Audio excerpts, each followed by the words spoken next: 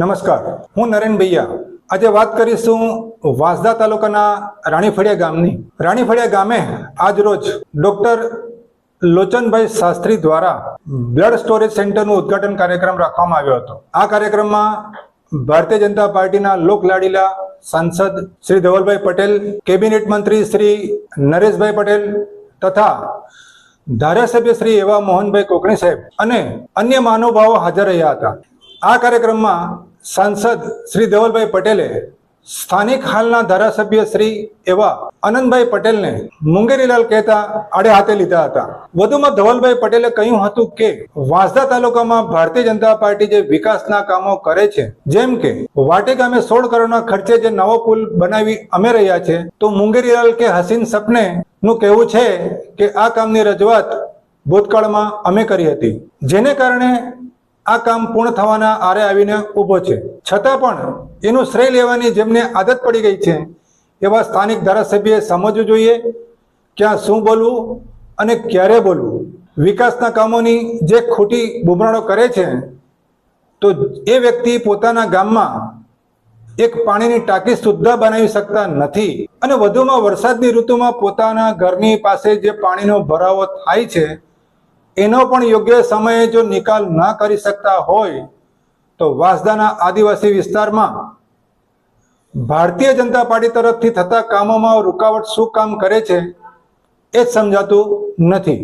પટેલ સાહેબે વધુમાં કહ્યું હતું કે આપણા વાંસદા વિસ્તારનું પણ સારામાં સારું અહીંયા વિકાસનું કામ થાય, કારણ કે આ વિસ્તારમાં તાલુકા પંચાયત ભારતીય જનતા પાર્ટીની, જિલ્લા પંચાયત ભારતીય જનતા પાર્ટીના, સાંસદ ભારતીય જનતા પાર્ટીના, રાજ્ય સરકાર ભારતીય જનતા પાર્ટીના, મુખ્યમંત્રી ભારતીય જનતા પાર્ટીના, કેન્દ્ર સરકારમાં સરકાર ભારતીય જનતા પાર્ટીના અને પ્રધાનમંત્રી પણ ભારતીય જનતા પાર્ટીના. ખૂટતી કડી કઈ છે તમને બધાને ખબર છે, કહેવાનું મને જરૂર જરાક પણ નથી. એ ફક્ત બહાના બહાના બહાના બહાના બહાના.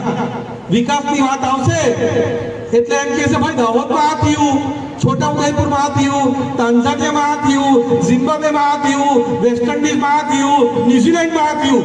ભાઈ તને ન્યુઝીલેન્ડના, તાંઝાનિયાના, દાહોદના ધારાસભ્ય નથી બનાવ્યા, તને વાંસદાના ધારાસભ્ય બનાવ્યા છે. વાંસદામાં શું વિકાસ કર્યું એની વાત કર. બીજી બધી રમફાસ્તા રાખવાની જરૂર નથી. વાંસદાની વિકાસ માટે તમે રાજ્ય સરકાર અને કેન્દ્ર સરકારમાં કેટલી વિકાસની રજૂઆત કરી એની વાત કરો. હમણાં એમ કહે છે કે વાંસદામાં વિજ્ઞાન કોલેજ, અમારા ધારાસભ્ય વાંસદાના ધારાસભ્યની રજૂઆત થકી આવ્યા છે. હવે વિચારો મુંગેરીલાલ કઈ કઈ વાત કરે છે. લેટર માંગ્યો તો 2019 તો લેટર બતાવે છે. 2019માં વિજય રૂપાણી સાહેબ મુખ્યમંત્રી હતા ત્યારનો લેટર બતાવીને કહે છે કે મારો 2019 નો લેટર રાજ્ય સરકારે જોયો અને પછી વિજ્ઞાન કોલેજ આપ્યો. અરે ભાઈ ડંપાસ ફેંકવાનું બંધ કર મુંગેરીલાલ, બહુ થઈ ગયું. આ રજૂઆત અમારા નરેશભાઈ સતત કરતા હતા. કનુભાઈ આના પર ધ્યાન આપ્યું. સાંસદ તરીકે મેં 1 થી 2 વાર લેટર લખ્યા, રજૂઆત કરી. એટલે કઈ પણ વિકાસના કામ આપણી સરકાર કરે એટલે તરત જ જૂના લેટર બતાવશે. વાટી બ્રિજ આટલા 77 વર્ષથી બાકી હતો, નરેશભાઈ રજૂઆત કરી, વિજયભાઈ રજૂઆત કરી, મોહનભાઈ ધોડિયા કરી, મોહનભાઈ કોકડીએ કરી, મેં રજૂઆત કરી. સતત મુખ્યમંત્રીશ્રીને મળ્યા, રજૂઆત કરી, લેટર કરી. એના કારણે આપણા 16 કરોડના ખર્ચે વાટી બ્રિજ આપણા મંજૂર કરાવ્યો. અને જ્યારે મંજૂર કરાવ્યો ત્યારે 2017ની જૂની વિધાનસભાની સ્પીચ બતાવે કે વિધાનસભામાં મેં કીધું એટલે 2017માં સ્પીચ કરેલી અને 2025માં વાટી બ્રિજ મંજૂર થઈ. મુંગેરીલાલ આવી રીતના વાત ના થાય.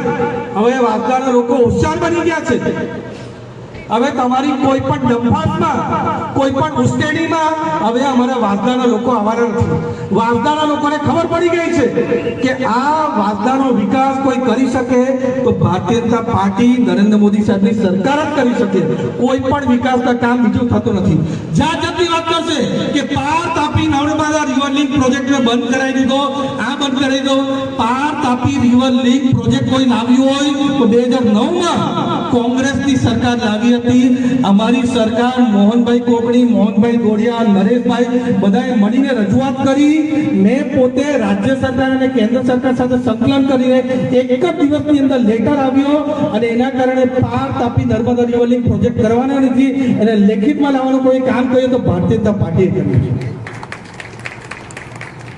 એમ કે છે પાર તાપી નર્મદા રિવરલિંક પ્રોજેક્ટને બંધ કરાવી દીધો, આ બંધ કરાવી દીધું, આ વિકાસનું કામ કરી દીધું. ભાઈ તું ઉનાઈમાં તું ખાલી પાણીની ટાંકી તો લાવી નથી શકતો અને વાત કરે છે કે પાર તાપી રિવરલિંક. ટાંકીની વાત પણ જવા દો. આ ધારાસભ્ય જે રહી છે ત્યાં દર વર્ષે વરસાદને લીધે પાણી ભરાઈ જાય છે. પોતાનું ઘર પાણીથી બચાવી નથી શકતો અને પાર તાપી રિવરલિંક પ્રોજેક્ટ કરવાની બંધ કરવાની વાત કરે છે. અરે ભાઈ, પાર તાપી રિવરલિંક પ્રોજેક્ટ અમે બંધ કર્યો, તમે બંધ નથી કર્યો. સૌથી પહેલા કોઈ ધારાસભ્ય હોય તો પહેલા તારા ઘરમાં જે પાણી ઘૂસે છે બંધ કરી દે, પછી બીજી દરખાસ્તની વાત કરજે. મુંગેરીલાલ પાછળ બધા જાત જાતના દબાણો કરી બેઠા છે. લોકોની જમીન પચાવવામાં હમણાં સક્રિય થઈ ગયા છે અને એમ કહે છે મુંગેરીલાલ કે અમે તો આદિવાસીની વાત આવે ત્યારે કોઈની પણ વાત સાંભળતા નથી. આદિવાસી આવે ત્યારે અમે તો તૂટી જ પડીએ. તીર કામ થાય એમ કે અમે સજાવવા માટે નથી મૂક્યા એમ કરે છે. ત્યારે મારે એમ પૂછવું છે કે દાબેલની અંદર આદિવાસી સમાજના આપણા યુવકની આ ઇસ્લામિક કટ્ટરપંથીઓ હત્યા કરી નાખી ત્યારે તમારા તીર કામઠા ક્યાં હતા? ત્યારે તમે કેમ ઘરમાં બેસી ગયા હતા? અહીંયાથી દાહોદ જશે, છોટાઉદેપુર જશે, અંબાજી જશે, તો નવસારી જિલ્લામાં તમે ક્યાંય નહીં ગયા. ત્યારે ધવલ પટેલ જ્યારે આ હત્યા થઈ તરત જ ત્યાં હાજર હતો અને અંતિમ ક્રિયામાં મેં હાજર હતો. એટલું જ નહીં, ધરમપુરમાં પણ લવ જિહાદની ઘટના બની. આપણી આદિવાસી યુવતીને, નાબાલિગ યુવતીને એક વિધર્મી યુવાન ભગાડી ગયો. અમે તરત જ પોલીસની સાથે, અરવિંદભાઈ સાથે સંકલન કર્યું. 48 કલાકની અંદર આપણી આદિવાસી દીકરીને ઘર પાછી હેમકેમ લઈ આવ્યા. એ કામ આપણે કર્યું. ત્યારે પણ આ મુંગેરીલાલ મોઢું બંધ. આદિવાસી કરે છે ત્યારે મુંગેરીલાલનું મોઢું બંધ. એ રીતે ડાંગ સ્વરાજ આશ્રમમાં પણ આપણી આદિવાસી નાબાલિગ યુવતીનું શોષણ કરવામાં આવ્યું. તરત જ અમે એ માણસને જેલના સળિયા પાછળ ગણતા કરી દીધા અને આપણા નરેશભાઈ ડાંગ સ્વરાજ આશ્રમનું લાયસન્સ પણ કેન્સલ કરાવી. એ કામ પણ ભારતીય જનતા પાર્ટીનું કામ કર્યું. અને આ મુંગેરીલાલ અને એના ડાંગના લોકોએ ત્યાં એ આરોપીને બચાવવાનું કામ કરતા હતા. ત્યારે પણ આ મુંગેરીલાલનું મોઢું બંધ. એ જ રીતે વાંસદામાં પણ, મહુવાસમાં પણ આ જ રીતની ઘટના બની કે આદિવાસી યુવતીનું શોષણ થયું. ત્યારે પણ સૌથી પહેલા ધવલ પટેલ એની સાથે ઉભા હતા અને ધવલ પટેલ બોલ્યો હતો. ત્યારે પણ મુંગેરીલાલનું મોઢું બંધ. પહેલા તો નવસારી જિલ્લાની વાત કરી, દાહોદની વાત કરશે, છોટાઉદેપુરની વાત કરશે, ઝારખંડની વાત કરશે, છત્તીસગઢની વાત કરશે. મુંગેરીલાલને એમ કેવું છે આદિવાસી પણ શોષણ તો આપણા વાંસદામાં થયું. ત્યારે તમે કેમ નહીં બોલ્યા? ત્યારે તમારું મોઢું કેમ સિવાય ગયું હતું? તમને શું લાલચ અને લોભ મળ્યો કે તમારથી બોલાયું નહીં? એ ફક્ત કહેજો. હવે વાંસદાના લોકોને ખબર પડી ગઈ છે. હવે મુંગેરીલાલની કોઈ પણ વાતમાં આવવાના નથી. તાલુકા પંચાયત, જિલ્લા પંચાયતો ભારતીય જનતા પાર્ટી પૂરી રીતે ક્લીન સ્વીપ કરીને વાંસદામાં ભગવો લહેરાશે અને આમ આદમી પાર્ટી અને કોંગ્રેસને પૂરી રીતે ક્લીન બોલ્ડ કરી દેવાના છે. અને એટલું જ નહીં, 4મી જૂને મેં લોકસભા ઇલેક્શન જીત્યો હતો. 5મી જૂનથી કાઉન્ટડાઉન ચાલુ થઈ ગયું છે. 2027માં પણ ભારતીય જનતા પાર્ટીનો ધારાસભ્ય આવશે ને આવશે એ ગેરંટી હું તમને આપીને જાઉં છું. હવે કોઈ પણ જાતની લાલિયાવાળી ચાલશે નહીં, કોઈ પણ બાજુના બહાનાબાજી નહીં ચાલશે. ઉનાઈના લોકો પણ અહીંયા આવ્યા છે, સિંધાઈના લોકો પણ આવ્યા છે. બધી આદિવાસી વિકાસની વાત કરશે તો એમને પૂછો કે પહેલા ટાંકી બનાવી દે પછી બીજી બધી વાત કર.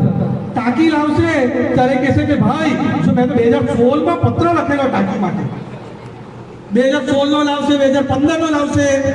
એ રીતના કામ નથી થતા. હવે લોકો સમજી ગયા છે ઉનાઈમાં પણ ભવ્ય રામ મંદિર બનવાનું છે.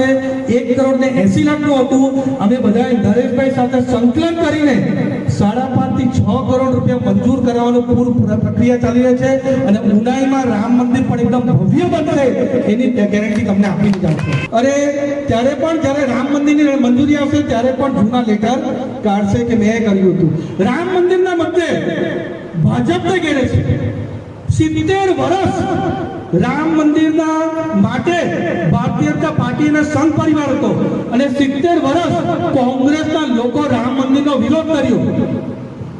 રામ મંદિરના અગેન્સ્ટ કોંગ્રેસના કપિલ સિબ્બલ વકીલ અને આ કોંગ્રેસીઓ રામ મંદિર મુદ્દે ભાજપને ઘેરવા કરે છે. રામ મંદિર આટલો વર્ષ કોર્ટમાં ચાલ્યો, હાઈકોર્ટમાં ચાલ્યો, સુપ્રીમ કોર્ટમાં ચાલ્યો. સુપ્રીમ કોર્ટમાં આપણા ભારતીય જનતા પાર્ટીના વકીલ દ્વારા કેસ લડ્યા અને આપણે રામ મંદિરનો કેસ જીત્યો અને આપણો રામ મંદિર કેસ જીત્યા પછી 4 વર્ષ બાદ આટલું ભવ્ય રામ મંદિર બનાવ્યું અને 500 વર્ષ પછી આપણા પ્રભુ શ્રીરામ પોતાના ઘરે આવી ગયા. એ કામ કોઈ કર્યું હોય તો આપણા નરેન્દ્ર મોદી સાહેબે કર્યું છે.